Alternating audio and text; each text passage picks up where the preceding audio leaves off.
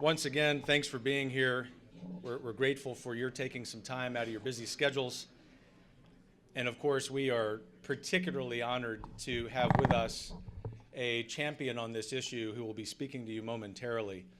Before we get to his remarks, however, I wanted to sort of frame, or at least attempt to frame, why the Texas Public Policy Foundation, of all of the issues that it could be featuring today, really thinks it's important that we speak about pension reform here. And to be blunt, Texas governments are making promises to public employees about retirement that will be difficult, if not impossible, to keep without massive tax increases, a reduction in benefits, or some terrible combination of the two. Making such promises is putting both retirees and taxpayers at risk, and the problem is only becoming more pronounced. So here, where we think in humility that we are the nation's leading state-based think tank, we have to call a spade and provide some research that we hope directs some action that solves these problems. Let me give you an example. In August 2016, the Texas Bond Review Board reported that unfunded pension liabilities among all state and local government retirement systems had topped $61 billion. That's an increase in unfunded liabilities of more than $3.5 billion compared to almost this same time last year.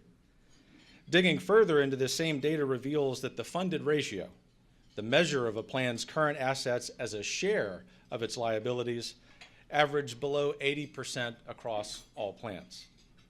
It's generally held, for those of you who may not know, that a funded ratio of 80% or more signifies a firm financial footing, something that Texas's systems are right on the brink of surpassing. So Texas's public employees deserve a secure and sustainable retirement. None of us, of course, would disagree with that. But right now, what troubles us here in this building is looking at the future and seeing a great deal of uncertainty and risk. Promises have been made, but without the funding or structure necessary to keep them. So real long-lasting solutions are needed to get these systems back on track and to protect both taxpayers and retirees from a potential crisis. We're very careful in the think tank world not to use hyperbole. And so when we're using a word like crisis, we really mean it. This is not some desire on our part to exaggerate the problem. And I think you're going to walk away from this lunch, from this entire gathering today, with a renewed understanding of why this is, in fact, an imminent crisis. Of course, in order to pull off this kind of event, we have many great partners who make it possible. Several of you in this room have assisted us in getting to this day, putting all of the pieces together. One of our most important partners in this work is the Arnold Foundation. And on their behalf, I would say that they're engaged in this work for teachers, police officers, firefighters, other great public workers. And they have a need to know, those folks, that the money they have rightfully earned will be there when they retire. And I think of all the years that each of you may have spent in public policy work or in business world or in the political world, and ultimately why we talk about ideas and policies and systems and numbers, the single most important thing we can do when we're looking at public policy is look at those policies through the eyes of the people those policies affect. And while we can cite a lot of examples in Texas and the United States these days of policies that need some reform, this rising pension debt, as our good friends at the Arnold Foundation would remind us, is forcing cities and states to direct money away from critical services such as schools and policing. And so with that in mind, I can tell you, once again, on behalf of everyone here at TPPF, that we will remain engaged in this fight. It is a fight. It's a tall order. But in the spirit of 1836, we're going to fight the fight. It is, therefore, a great honor to have another Texas-style champion, although he's a native Kansan and Californian of late, here in the capital city of Texas, to help us understand the imminent crisis before us. The Honorable Chuck Reed served as mayor of San Jose, California from 2007 to 2014. He was a member of the city council before then and a city and county planning commissioner for 14 years before holding elective office. He's currently a member of Hopkins and Carley's real estate department and has been recognized, as you no doubt know, as a national leader in this area by the New York Times, the Wall Street Journal, and the Washington Post, the U.S. Conference of Mayors, and the National League of Cities. The story of what he did in San Jose has been noted in books, and so therefore he has been a frequent speaker on pension reform at conferences around the country. It is, on behalf of everyone here at the Texas Public Policy Foundation, my pleasure to introduce the Honorable Chuck Reed.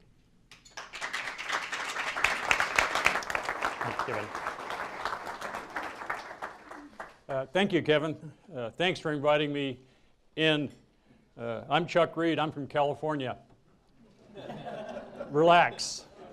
I'm not here to tell you what to do.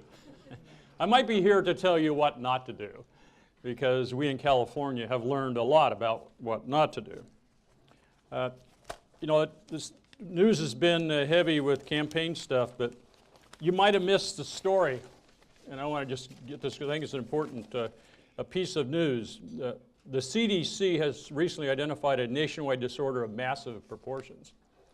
The disease is a psychological condition with fiscal impacts caused primarily from an overwhelming urge to overpromise and underfund retirement benefits.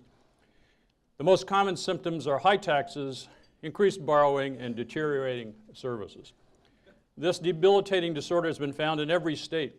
Illinois is suffering from the most advanced stages. Puerto Rico is on life support. The condition is slow-moving but deadly. If left untreated, it will sap the body politic of its ability to lift a finger to respond to the needs of its people. As the body politic deteriorates, it shifts funding to maintain public employees and deprives other organs of resources, slowly strangling them. Many state governments have been paralyzed by this disorder, but the federal government has shown little interest in action other than to give it a name, pensionatitis. So on that news, let's talk pension reform. Before I get into the substance of my comments, so I guess I should give you some disclosures beyond the introduction. First, I'm a Democrat. Not a Kennedy Democrat. John Kennedy, not Teddy. And some of you here are old enough to know the difference, to remember the difference.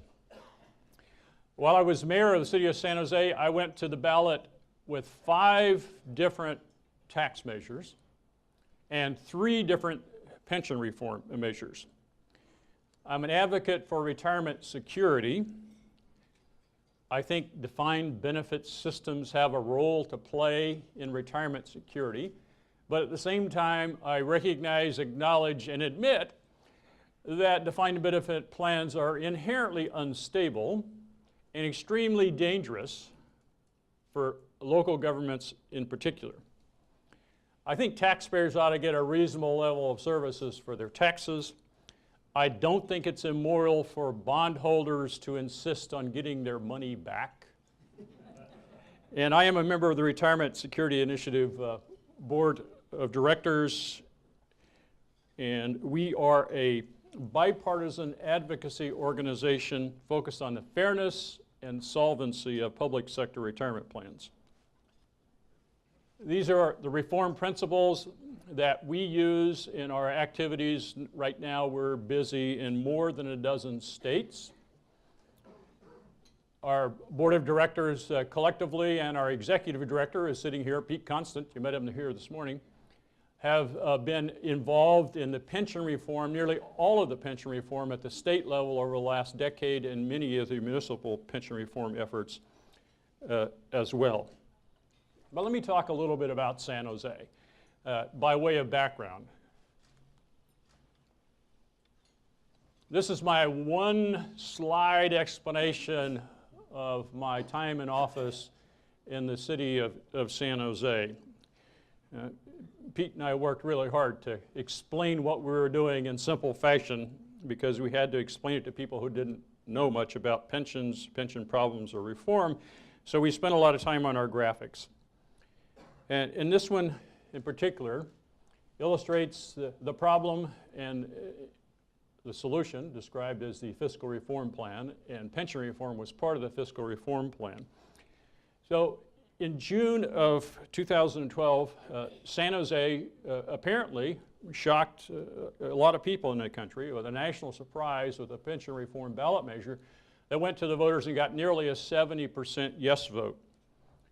San Jose is the capital of Silicon Valley. We always love to brag about it. We are AA plus or AA1 rated for general obligation bonds. We're the 10th largest city in the country. We have never taken a pension holiday. We've typically been chasing or racing with some city in Texas to be who's number one in job creation. We have two independent plans, both of whom have earned more than 7.5% since their inception on their investments. And yet we had billions of dollars of unfunded liabilities, and our pension costs went up dramatically. So how did a Democrat mayor in a Democrat city, we only allowed one Republican at a time, that was Pete, in a Democrat county, in a Democrat state, come to take on the public employee unions in a big fight over pension reform? Well, you can see those cost increases. That more than $200 million increase. That's $200 million increase in the annual payments, which will go on basically forever.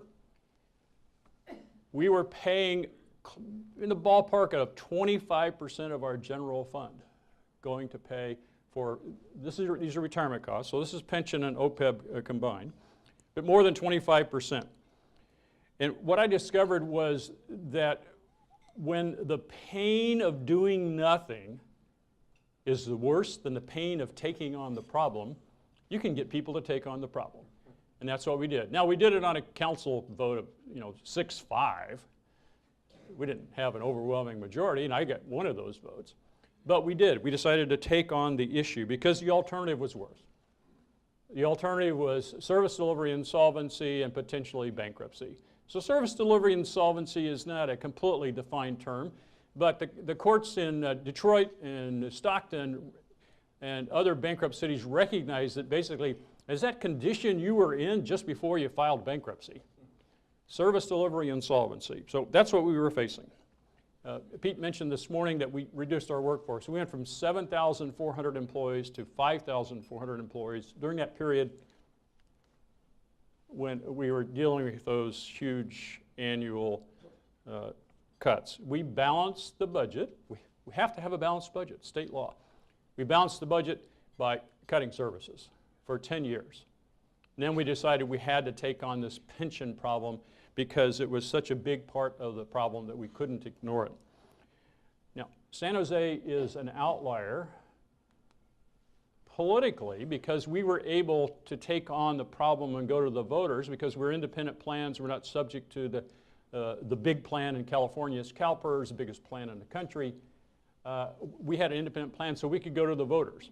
We are not an outlier when you look at that graph. I could take the San Jose name off there and put thousands of jurisdictions across the country, and that graph would look pretty much like that, and in many cases far worse in terms of the cost increases and certainly on the unfunded liability side of it. So we're not an outlier, but how do we compare to California? Well, let's talk about CalPERS. The biggest, the best, the smartest, the most sophisticated pension plan in the country.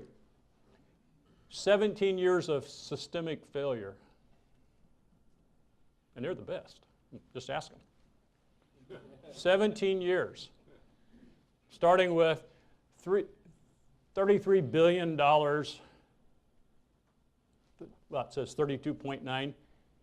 That just demonstrates that actuaries have a sense of humor. Decimal points. Hilarious. Do a 30-year projection using decimal points. So anyway, $33 billion surplus in 1999 to a $93 billion negative debt, pension debt, in 2014. Now, the data geeks and the quants in the room will realize that I'm talking about 17 years of systemic failure, and I don't have 17 years on my graph. Well, that's because that's the last official data we have. The biggest, most sophisticated, the best plan in the country can't get CAFRs out for 18 months, after the close of the fiscal year. So unfortunately, the news is not good, which is probably the reason they don't like to get their CAFRs out. So the real number is probably closer to $170 billion than the $93 billion there in 14.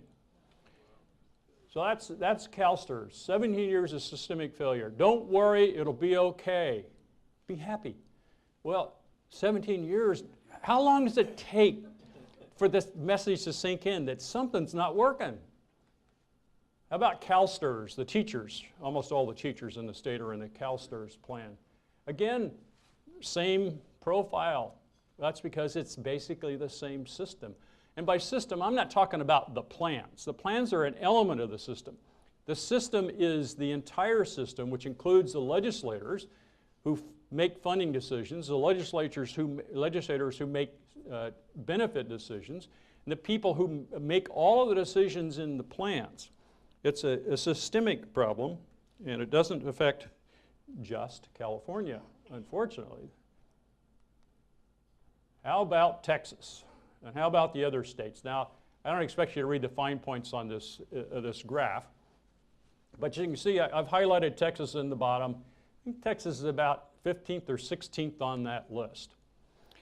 And I like this slide, not because it's readable, because you could sort of just get the feel for what happens if the world rosy scenario of 7.5% or 8% annual return on investments. Well, what happens if that doesn't happen? What if we're in a 6% world? And this graphic shows you what happens state by state in the increase in payments that you should be making into your system. The darker numbers are the current payments, and the lighter numbers on top is where you go with what you should be putting in if the world is really a 6% world. So the good news on this is we're not as bad as Illinois. Way to go, Texas. You're not as bad as Illinois. In fact, on this graphic, you're not as bad as California. Just next door to California. And if you look close, it looks to be a tie. So being in the company of California in this category is not something to aspire to. And almost all these plans and all these all say, don't worry, be happy, we're going to earn our way out of this. It's, our investment, it's been a bad investment environment. We had a recession. Nobody saw a recession coming. What? You didn't see the recession coming? Did you ever take any history of finance? Occasionally they have recessions. But what happens if you're not right about your 7.5% return? This is a work done by Alicia Manel of the Boston Center for Retirement Research. This is kind of like a stress test. The banks have to do stress tests these days. This is kind of like a stress test for pension plans. What happens if you're wrong? Now, pension plan people hate to talk about the downside. My God, if you talk about a poor investment return possibility, they think it's the end of the world because, man, you just don't have faith. Well, I have faith. I have faith in God. I don't have faith in pension plans. There's a difference. But they don't like to talk about the downsides. This is basically a stress test. Now, the interesting thing about the stress test, some states are going to be a lot worse off than others, and some are going to be a lot worse off than Texas, and there are a few that, it's not going to be that big a deal. More interesting to me are the municipal plans. These are large counties, and again, I've highlighted in yellow the Texas large counties, just to show you sort of the distribution of counties. Does anybody think that Fresno County, California, will be able to pay 60% of its own source revenues for its pension benefits? 60%. That's not 60% of payroll. That's 60% of revenues. No, that's not going to be possible. I mean, they're obviously a candidate for municipal bankruptcy. And I'm not proud to say that 6 of the worst counties in the country are in California. Cook County is only number 3. And how about our cities? As a mayor, I always have to worry about the cities. Again, there are cities that are going to be in deep trouble. One of them happens to be my city of San Jose. We're number 3 on the list. We're not as bad as Chicago. And you know, the Texas cities are highlighted in yellow there. You got some problems with your cities in Texas. But don't worry, be happy. We're all going to earn 7.5% or 8%, and we'll live happily ever after. So let me back up to the Texas slide. So that's Alicia Manel's work. She's not the only one that's done sort of stress testing and a what if. Michael Cymbalus, J.P. Morgan, in the Eye on the Market column that he writes periodically, ranks Texas 7th on the worst list based on what you should be paying in a 6% world. 7th. I think you're 16th on this list. Moody's recently did a report on state governments, and Moody's puts Texas 7th based on the aggregate net pension liability as compared to your own source revenues. So his number for Texas is your net pension liability is only 189% of your revenues. So all you have to do is shut down state government for, you know, like a year and 3/4, and you can pay it all off. But again, not as bad as Illinois. Illinois is only 437% of own source revenues. But Texas is worse than California. I'm sorry to deliver the message. California is number 19 on the list at 115% of own source revenues. Texas, again, is 189%. So you can pick who you think's most accurate in this world of guessing about liabilities. Many states have done pension reform. Dozens of states and municipal governments have done pension reform. So we have some sort of idea what it takes and what can be done and what can be effective. There are some common characteristics when you look across the country. The first is there's a lot of negotiations that happen. There are deals that are negotiated with the public employee unions. Arizona is the most conspicuous and best example of the biggest and the best work that's been done. But it's not impossible to negotiate deals with the public employee unions, and getting them engaged in the conversation is important. They're important stakeholders and important players. But even when you have negotiations, even when you cut a deal with the unions, there'll still be opposition. There is no way to make everybody happy. This is too big a problem, too difficult. You can't make everybody happy, so don't worry about that. Even if you cut a deal with your unions to do something, there'll still be litigation. We saw that in Rhode Island.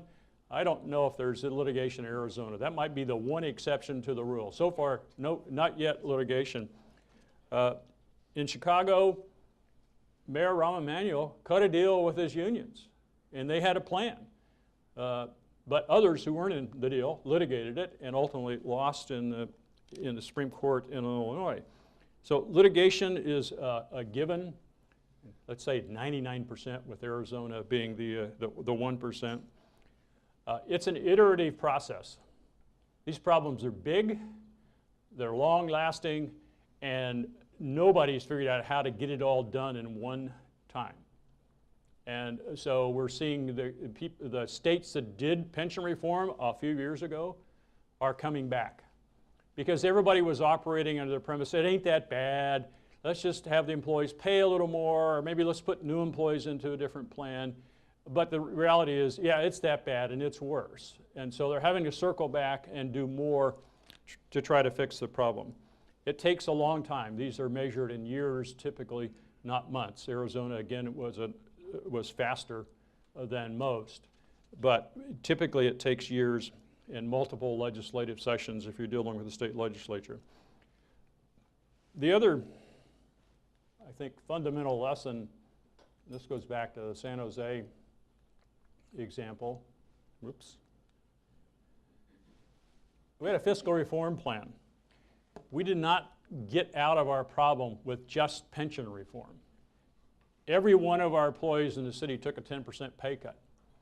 We did consolidations, we did reorganizations, we did outsourcing. We did everything, and you have to look at your entire system. This is a systemic problem, and you have to look at your entire system to figure out how you're going to solve it. certainly putting more money in is typically part of it. But where does the money come from? In San Jose, we did pension reform. We saved some money on pensions. We're using that money to pay the ever-increasing costs because the costs are still going up. We just made it easier for us to pay for those without cutting services with a variety of other things that we did. And so you have to look system-wide at where you're going to find the money, how are you going to make the changes in the benefits or the plan to make it all come together so you can afford to pay what you owe, and you owe a lot. There's a range of potential options. Option number one, do nothing and hope for the best. That's the preferred option of the public employee unions, people that I run into. And I've been on the dais with public employee union representatives. I've been in negotiations. I've been in debates. I've been in all kinds of places, and it's a pretty consistent message across the country. Again, 99%. It's not our fault. You have the money. Raise taxes. That's it. Everything else is non-negotiable. So it's a challenge to get them into a position where they're willing to talk about what it is, because the national unions and the state unions are enforcers. If a local wants to go it alone, they have to run the risk of being penalized, demonized, and attacked by the national unions, because that's the party line. So hoping for the best, well, a lot of places are doing that. You can put more money into the plans. In fact, you have to put more money into plans. None of these plans work if you don't put the money in. I mean, that's the central problem. We've got plans that aren't funded. You have to figure out a way to get them into a funded status. So you can cut services. Many, many places doing that. You can raise taxes. That's how we do it in California. You know, you just run these debts up and you're still going to pay a little more towards them. So you start squeezing the services that people love the most. And then you say, if you don't give us a tax increase, it's going to come out of your schools or whatever it is. And so the voters give us a temporary tax increase, and then on Tuesday they made the temporary tax increase permanent because the schools are, you know, not enough money for the schools. Well, if you just look at the aggregate dollars raised and the temporary tax increase, the pension costs went up even more. But the voters won't give you a tax to pay for pensions. They just don't like that. But they will give you a tax to pay for schools. And of course, money is fungible once it's in the general fund, and that's how we do it in California. I don't recommend it for Texas. But, you know, again, these are things you could do. And then, of course, pension reform, which is difficult, complicated, takes a long time, but it is better than the alternatives in many cases. And I think you've reached the point where you decide, okay, well, the alternatives are worse, so now we need to do pension reform. The technical issues of pension reform are not difficult. I put Lynn Gilroy and Pete Constant and Kevin in a room, and by the time the drinks start tonight, 5 o'clock, they will have a pension system designed for Texas that'll work, solve your problem, and be effective. We got the technical expertise. Not hard. I mean, it's hard, it's complicated, they're smart guys. But the politics is what is hard. Plan design is not the hard part. Don't get wrapped up in plan design. It's really not going to hold you back. There are ways to do it. But the politics are extremely difficult. So whether you decide to go with a defined benefit plan, a defined contribution plan, or something in between like a cash balance plan or some other variation, these people and your experts can design a plan that incorporates whatever elements you think are important. That can be done. However, let me give you three things that you should do no matter what kind of system you decide is best for Texas and your local governments. There are three things you need to do. There are three evils in this business, in the pension problem business. Three evils. They should be eliminated. The first evil is conflicts of interest. Think about the people who are making the decision in your pension plans, the decision makers, and I'm talking about the entire system, not just the people sitting on the board, but the entire system. almost everybody making decisions has an incentive to overpromise and underfund. The union folks want to get more benefits for their employees, for their constituents. They don't want to pay the full cost of the benefits because then there won't be money left for raises or other things. The elected officials don't want to pay the full cost of the benefits because then they'll have less money to spend on the things that they really think are important. So let's all get together and underfund the plans because that just adds debt. And nobody has to pay debt. That's in the future. So all of us in this system, and I was in this system, I know what these incentives and how they work and how they weigh on you. The incentive is there is to underfund. Okay, we'll give you more and you'll get it later and we don't have to pay for it. And why don't we just do a deal and we'll intentionally underfund our system. The whole argument about the assumed rate of return and the discount rate is all about whether or not we're going to pay the true cost of the benefits or we're going to make somebody else in the future pay for the cost of the benefits. And we all have a conflict of interest because we don't really want to pay the full cost. These things are expensive. Yeah, it's hard to write those checks. It's not any fun. You don't get to cut ribbons. It's just money down a rat hole. So let's not do it that way. Let's cut deals so we do that. So we all have this conflict of interest, and the systems are structured that way. So you just look at every person making a decision and think, wow, what's their incentive? How does that work? Because you all know people respond to economic incentives. That's why we create incentives. Sometimes we inadvertently create incentives that push people in the wrong way, and that's what we've done with our pension systems. So get rid of the conflicts of interest. Second thing to get rid of is the secrecy. A lot of the reasons we have these incredible increase in benefits, and I don't think Ted's not here, who spoke about Illinois this morning, was the benefits have just grown and grown and grown and grown. Well, how do the benefits grow? Well, a lot of these deals are done in secret. In San Jose, when Pete Constant and I came into office, the deals were negotiated with the labor unions in secrecy, closed session. Negotiations has to be done in secret. And then we'd get close to a deal and the staff would come and say, okay, we think we have a deal, we think these are going to be the terms. We're not quite sure, but so let's agendize it for next week on the council agenda. And we'll say, okay, we have this requirement for advance notice of agenda items, so we'll say we're going to consider a contract with our public employee unions. The next Tuesday morning, we'd have a closed session meeting. We'd knock out the final details. Okay, this is it. We approve it. About 11:30, we'd put out a memo saying these are the terms for that agenda item. And 2 o'clock, we'd vote on it. So impossible for the media to even pick up on what we were doing, and certainly impossible for the electorate to do that. So we did it in secret. So if we were making some stupid decision, and we did make some stupid decisions, it's California. We made a lot of stupid decisions. If you're making a stupid decision and the public doesn't know about it, well, it's just going to happen.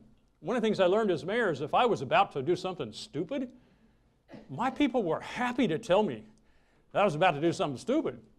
And they saved me from doing some bad things. But if they don't know about it, they can't help you. So the secrecy is a huge thing because you can cut these bad deals in secrecy and get away with it because it happens before people understand what's going on. The third thing to fix, the third evil, is cash basis budgets.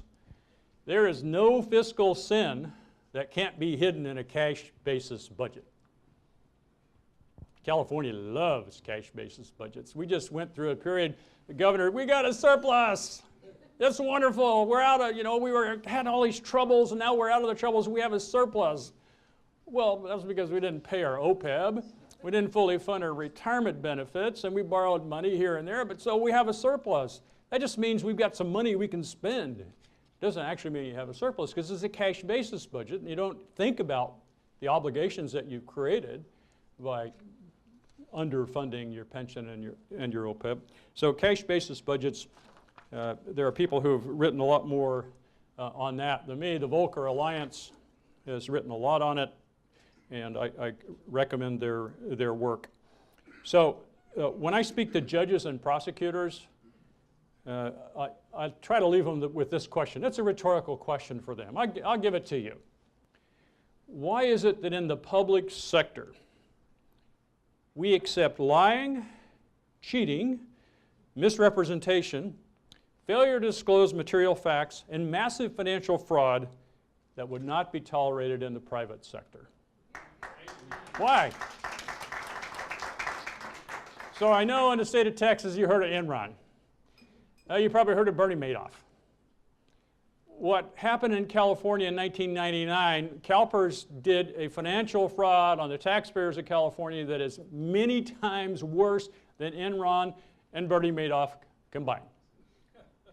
Created huge unfunded liabilities, enormous increases in benefits that nobody paid for, and we ended up with 17 years of failure, running up a pension debt in California, just in CalPERS, of probably $170 billion. I just say, Texas, you can go the way of Illinois, you can go to the way of New Jersey, you can go the way of Connecticut, you can go the way of California, or you can do pension reform. Your choice. I'm not here to tell you how to run your business. Thank you for inviting me in today.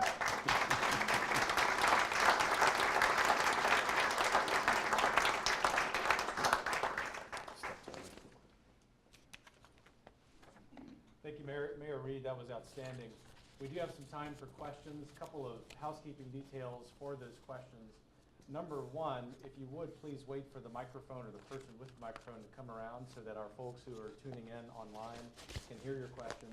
And number two, please phrase your comment in the form of a question. Thanks a lot. Mayor, I'll let you run things. Okay. Questions? If there are no questions, I'll just keep talking. Yes, sir. I can answer your debasement question that you asked this morning. Go right ahead. So, who benefits from an extremely low interest rate for the federal government? The federal government, because they're borrowing enormous sums of money. And yes, it does have an impact on us, taxpayers. It also has an impact on the pension plans, because when you think back to the beginning assumptions of defined benefit plans, there were some basic assumptions and basic facts. One is interest rates at the federal government level were a lot higher, and you could probably provide a reasonable pension just investing in treasuries. And people weren't living very long, 65 years of age. When I go to Washington, I've been on a lot of trips to Washington, there was a sign in Reagan International Airport that said, when this airport was open, and the retirement age was X. Today, it's 18 years more. In a space of 30 years, the average life expectancy has gone up enormously. So we have a system that's based on high interest rates at the federal level and low rates of living, and that's all changed. And yet the systems have not adapted to that by adjusting their expectations of rates of return and other things like that. Why is that? Well, because we all have this conflict of interest to overpromise and underfund. And so conflicts makes it impossible for them to realistically adapt to a changing world. Okay, your other question. Okay, my question is this. As I watched your presentation, We're going to get you a microphone. I'm sorry. Oh, as I watch your graph in your presentation, it's identical to the fallacy of the federal government's monetary policy. It's identical. You could change the wording up there, what you're measuring, it's the same. And since we came up with the idea of what your template is Social Security, it's identical, the Bernie Madoff scheme of America. Here's my question. Once we have a situation and we're following the ideology of Keynes that you can print money out of thin air, how do you ever catch up with it? I mean, you show that you caught up with it and you were able to fund ahead of it. I don't see how you ever catch up with the value of the dollar disappearing exponentially. So how do you do it? That's my question. Well, you let the federal government take over the liabilities for all the local and state pension plans. And then you print more money. There you go. I mean, it's probably only $5 trillion worth of liabilities. What's that on top of $19.5 trillion? There you go. Now, since this is a couple of days after Election Day, I guess I should say something about the election that's relative to that point.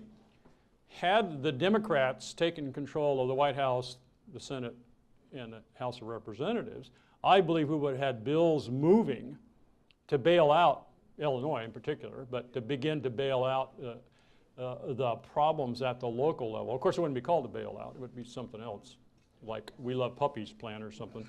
I don't know exactly what it would be, but puppies are good. I think with the House, particularly the House, if the House was staying in Republican control, that's a lot less likely. I lost way too many bets on candidate Trump to say anything about what I think President Trump might do. But the House, I don't think, is going to go along with a bailout. Now, interestingly enough, in the Senate, there is an effort to run a bill to bail out the central states' pension plan. And so the bailout is not something that is impossible, depending upon the politics of Washington.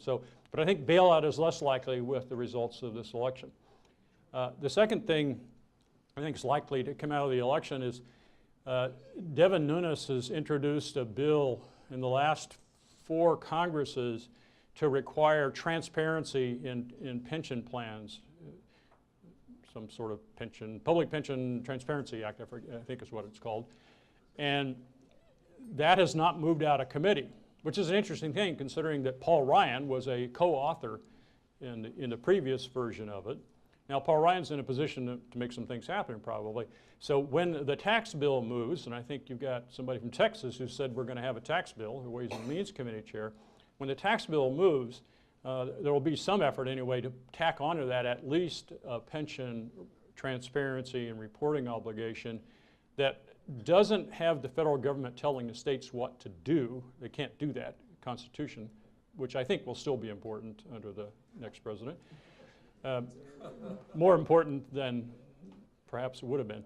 But when you're issuing tax-exempt bonds, the federal government can certainly define the circumstances of which are going to get tax-exempt bonds issued, and that's where Devin Nunes' bill has been pegged around tax-exempt. So that could move, given the fact that Ryan was a co-author. So I think those are some of the things that could move in the federal government, but I don't see the federal government coming to your aid, Texas. I think you're on your own on this one. You created the problem all by yourself, so you can figure out a way to solve it all by yourself. Now, it may take you 30 years to solve it like it took you 30 years to get here. But I don't expect the federal government to be much of a player, which is probably good news. Yep, a question about your public votes. You went to the voters, I think you said 5 times. 5 times on taxes and 3 times on pensions. So what I want to understand is, so did you have to do that? Like, was it a charter amendment? What were the pushes and pulls, and what were you asking them to vote on particularly, if you don't mind? And sort of how were the campaigns? Were they easy and contested, or can you kind of share some light on that part of it? On the pension reform issues, some of our provisions regarding pensions were in our charter. San Jose is a charter city in California. As a charter city, then we get to govern ourselves. You have a similar concept for some of your cities in Texas. We're a charter city, and the pension provisions had been put in there probably 1964 and have been modified a couple of times. So we had to go back with a charter amendment. So that was one of the provisions that we went to the voters on, was the pension reform that affected new employees, current employees, and retirees. That one was in 2012. I don't know. Is it me? 2012. So 2012 was the big fight, the public fight, the one that got all the attention. But the preliminary round for pension reform was a measure that we had on in 2010. We had 2 measures at that time. One of them was to modify our mandatory binding arbitration for police officers and firefighters so that if we did pension reform, we wouldn't lose it to an arbitrator ruling later. So we took powers away from the outside arbitrators who could come in and spend money and then leave town, and did. So we did that in 2010, and we also authorized us to negotiate different benefits for new employees. So the 2010 election was hard fought, ugly, the usual, demonizing stuff. 2012 was hard fought, ugly, demonizing, $1 million kinds of campaigns. 2014, Pete Constant led the effort to negotiate a change in governance for our plans. And that was approved.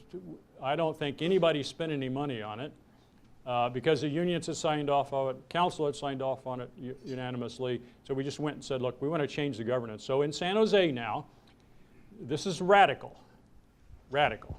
Half of the people on the boards, we have 2 boards, half of the people on each board do not have a conflict of interest. Half. The other half are employees and retirees. But half of the people have financial expertise and don't have a conflict of interest. This is a pretty radical change. But we negotiated it with our unions. They wanted some stuff, we wanted some stuff, and we worked it out. The governance issue. And it changes the nature of the conversation when the people who are making the decision, at least half of them, don't have a conflict of interest. And then the other thing we did in 2012 was to shift this liability sharing. It's not a pure 50-50 share on everything, but not just the normal costs, but the unfunded liabilities. The employees get to help at about a 50% of the unfunded liabilities. So that changes the conversation because now, well, if we're creating these unfunded liabilities, we're shooting ourselves in the foot. And that makes a difference. So governance is important. And sometimes all you can get is a governance thing. Well, if you can get a governance thing, do a governance thing. And then come back later for substantive things. Sir. When ERISA was passed, it exempted state and local government plans. What is your idea about going back under ERISA standards for state and local plans? Wouldn't that help solve some of this conflict of interest issue? I think it would help enormously. Not so much on the conflict of interest issue, but on ERISA's mandates that if you're failing to fund your plan, you got to do stuff. You got to, in some cases, stop accruals. No increases. In some cases, you got to cut in order to get your plan back up to funded status. Now, ERISA is not perfect. Witness the Central States Pension Fund. But local governments don't have any of those obligations. And that was a political decision made in '78 or whenever ERISA was adopted, because we don't need to do that with state and local governments. They would never go out of business. Well, that's not true. It is true that state and local governments aren't going to quit being, but they're also not necessarily going to pay the benefits. One of the interesting things is you can't make the state legislature appropriate the funds.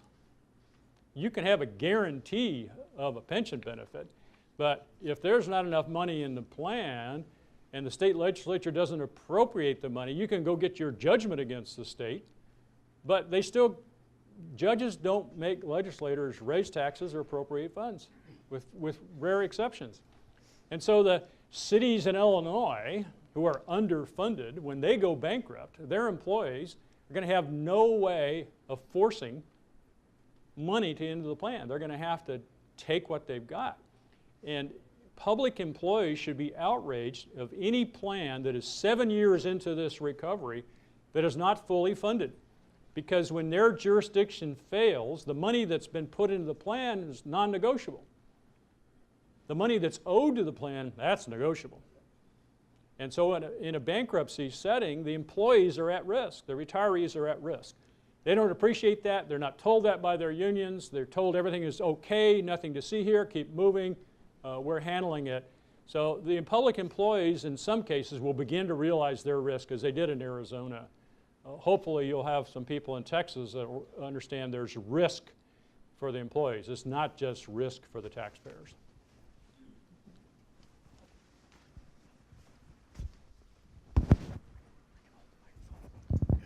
In Texas, a lot of local employers exempted out of Social Security. So shouldn't there be at least, in any type of reform, a consideration for building in a defined benefit that is somewhat similar to Social Security? there's a couple of things that are important in that. First, at the federal level, you have to provide a certain level of benefit if you're going to opt out of Social Security. Basically, you got to do something that's sort of approximate to Social Security. You can't opt out. But more importantly, from a local government or state government, and on the risk-sharing issue, taxpayers shouldn't have all the risk. Should the employees have all the risk? I don't think so. You might think differently. But if I was starting from scratch, the way I would allocate the risk is to do it the way the federal government did, which is well, it's, yeah, if you can print money, there's less. Social Security. The Social Security shifts the risk to the federal government. Of course, we have to worry about failure of the federal government, but it shifts risk to the federal government.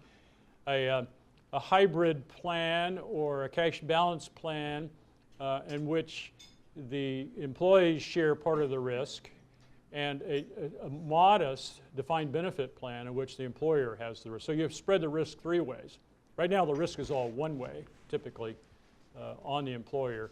So Social Security could have an important role to play. Now in San Diego, which also went to the ballot in 2012, the same day San Jose did, and they got a 2/3 yes on their pension reform.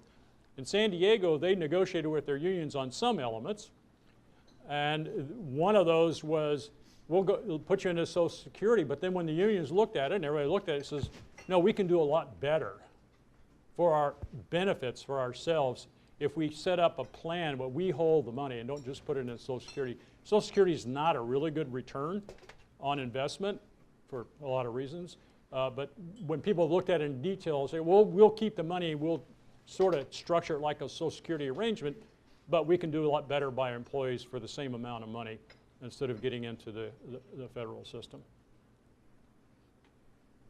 But I like Social Security because it puts some of the risk on the federal government in that direction over there. You mentioned an example of some federal legislation and a legislator on a federal level that was looking at increasing transparency. Can you expand on that? Are there other laws that are proposed? Is there anything happening in Texas? Any particular laws, any particular legislators that are doing good things with respect to transparency, which seems like the beginning of heading toward a solution? Well, I think I'm going to leave the Texas to the Texas Public Policy Institute because they're a lot more up on it than I have, and there's some materials that I picked up downstairs. So I'm not the expert on Texas by any means. But at the federal level, the separation of powers between the federal government and the state government generally means that the federal government can't tell the states how to run their pension plans. So the hook is the tax-exempt bond status. And there's another one which is pre-tax contributions or post-tax contributions. So there are things the federal government could do. As you all know, you give the federal government an inch and they'll take a mile in some areas, especially regulatory areas. So it is possible for the federal government to do some things, but the legislation that's been advanced has all been about just transparency, not demanding that you use an appropriate discount rate or a risk-free rate or anything like that, but requiring you to report that information in a way that is visible, knowledgeable, and understandable at the loss of your tax-exempt bond capacity if you don't do that. That would be big, but it doesn't solve the problem. You just know how bad your problem is, and knowing how bad the problem is a start, but it's far from the end. With respect to the foreseen and unforeseen events of the future, outside of your board makeup, are there any other mechanisms in place to trigger events or responses that the pension fund would have to address? Well, there's a lot of things legislatures can do, but typically legislatures are part of the problem. You know, I was in Colorado about 3 weeks ago, and there the legislature decides how much money they're going to put in, and their big problem is they never put in what's called the actuarial required amount or the actuarial determined amount. They underfund it. It's just a plug number for them. So in this last year they decided, we'll underfund it by $380 million. Why? Well, because we got other priorities for the money. So the legislature, it's a systemic issue, and the legislature could fix a lot of the systemic problems, but they're in the system and part of the problems in the system. So legislature is both the solution and the cause. Now, we're working in Nebraska. We think there will probably be a bill in Nebraska to modify things for Omaha and Lincoln. Nebraska is another example of a side-by-side experiment like was described this morning for Michigan. In Nebraska, most of their people, employees have been in a cash balance plan for more than 20 years. Omaha and Lincoln were exempted from that. So where do they have the funding problems? Omaha and Lincoln. Lincoln went from 0 unfunded liability, $80 million unfunded liability in 10 years. Their slope is steeper than the San Jose slope. So the state legislature has to take action there to solve that. And I know you have many municipal plans here that are going to require state legislative action in order to free up local government to solve their problems. But legislatures typically are part of the problem. So then where does the solution come from? Well, we do have models for solutions. And I think that's helpful for Texas to look around at the models, because the politics and the economics are different in every jurisdiction. But there are things that can be done. In San Jose, we had a ballot initiative put on by the city council. That's because I had a 6-5 council majority that was willing to do it. In San Diego, they didn't have that. They did a citizens initiative, which the mayor was actively involved. And of course, now they're fighting with the administrative agency in the state, saying, well, if the mayor was involved in the citizens initiative, it has to be treated as if it was an initiative by the government, and it has to be negotiated with the unions before you can put it on. That's in the Court of Appeals in California. So initiative is one way to pressure legislative bodies to do things. Rhode Island is another example of a successful pension reform. Rhode Island is a small state, smaller than the city of San Jose, but more Democrat even, I think, than the city of San Jose. And in that state, you had a treasurer, Gina Raimondo, who realized there was a problem, could do the math, and she was able to work the entire state, because it's a relatively small state, and convince them that they needed to do a reform, and she ultimately ran and got elected for governor. So she's a Democrat taking on the issue, getting elected governor in a Democrat state. You can do that if you have the governor wants to exercise leadership. Louisiana, Bobby Jindal says, you know, okay, this is legislation, we do this or this, we pull these levers up, whoop, we got a bill. So that can be done. But Arizona was another sort of up from the bottom, in which there were members of the legislature that were part of this key committee, but it was negotiated with the unions and then brought to the legislature, and they approved it, and then it went to the voters. So there's a lot of different approaches to doing the legislation, and it's all going to depend on who's going to lead in Texas. The Texas Public Policy Institute cannot lead in Texas. You can push, and you know the people to push, but ultimately somebody in a position of leadership, the state level, needs to take the lead. Now sometimes that's the key legislator, sometimes it's the governor, sometimes it's other leaders, sometimes it gets to be part of a political campaign of somebody who's running for one of those offices to take the lead, but it does take leadership. And in San Jose, another thing that was unusual about San Jose is we spent 6 years educating the public to the nature of the problem before we went in 2012 with a ballot measure. I identified our structural budget deficit as public enemy #1 in my very first State of the City speech. 6 years later, we finally put a pension reform measure in front of the voters. And as a mayor of a big city, I can focus attention on an issue, and I did. And I know Pete got sick and tired of seeing some of my graphs and charts, although he helped me make them, over and over and over and over again, every budget cycle. Clear explanation, people could understand it. People do not understand unfunded liabilities. They don't understand discount rates. What they understand is, I have $20 million of new money in my budget for next year. That's good news. The bad news is I'm going to cut your library hours because I've got to put $21 million into the pension plan. They understand crowd out at the local level. It's hard to do at the state level, not impossible. But they understand the day-to-day trade-offs that you have to make when you're pouring your funds into the department of the past, as Lynn said. You're spending all your money in the department of the past, you can't spend it in the department of the future. You can't spend it on education, you can't spend it on cops, you can't spend it on firefighters.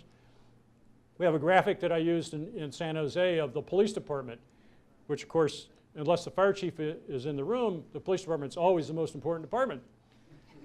And the graph shows our budget going up year after year for the police department, and our staffing going down year after year in the police department because the costs were driving the cuts in services. People understand that at that level.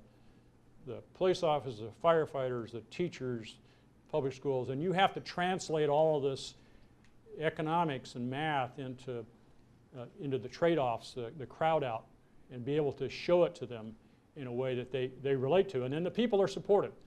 Now, we know from San Jose and San Diego and other places there have been ballot measures and national polling that generally, and I think this is probably true in Texas, I haven't seen any Texas-specific polling, but the national polling, Reason Foundation did some good national polling.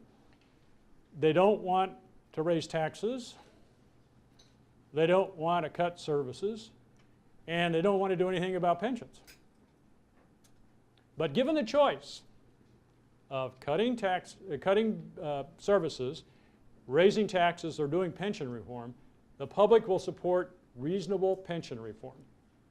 They will not support, we're going to screw the unions, we're going to jam the public employees, we're going to take away their retirement. That doesn't work. But reasonable pension reform to solve the problem, or at least help solve the problem, is something that the public will support when they're educated about the nature of the trade-offs. That's true nationally. It was certainly true in San Jose, and undoubtedly it will be true in California when you have to go to the public for support. Mayor, let's take one more question. One more. Yes, I'm assuming you had a defined benefit program in San Jose. Yes. And so what exactly did you do to reform it? So in San Jose, we had two defined benefit plans, one for one for police and fire, and one for everybody else. So two different plans. So the benefits are a little, actually a lot better for police and fire. But in both instances, the provisions of our ballot measure was to eliminate what's called the 13th check, or the bonus check, made famous by Detroit, by the way. Eliminating that. We made changes in the health care benefits that affected retirees as well as current employees. We set up a different level of benefit for new employees, still a defined benefit system, but a much less costly, less generous plan for the new employees. And remember I said there was litigation, we litigated it. So the thing we did not get to do in San Jose was to make our current employees pay a lot more money for the level of benefits that they wanted to receive. So we had set it up so that our current employees would pay an additional 16% of pay on top of 11% or so, or more that they were paying, an additional 16%, or they could choose a lower benefit plan. I didn't get into the federal government. One more thing that could change in the federal government is this. If you want to give your employees a choice of going to a different plan, and you want to be sure the tax treatment, you can go to the IRS and ask for a private letter ruling. Well, the IRS won't give you one because the national employee unions do not want to give employees a choice. And their position is if you give the employees a choice, they'll make a bad one. And so despite a dozen trips to Treasury and IRS, they never would relax the rules that say if you give them a choice, they probably got constructive receipt of some income, and that's bad. So we weren't able to give our employees a choice. We weren't able to make them pay another 16%, but we were able to do the other things. And the litigation was recently settled, voted it on Tuesday. That gave ground on some of the things that we achieved, but still managed to save about $40 million a year in current dollars against our roughly $800 million general fund. So a significant solution, not a solution to the problem. You know, looking at those numbers, it's not a $200 million solution. Smaller, significant, important, but you have to do more than just reform pensions. You got to look at the whole system because the problem is so big, the dollars are so huge, you can't just do it on pension reform. Because those liabilities you've incurred, you've already incurred them. That's the Department of the Past knocking on your door. I think that was the last question. Thank you. Okay, thank you all.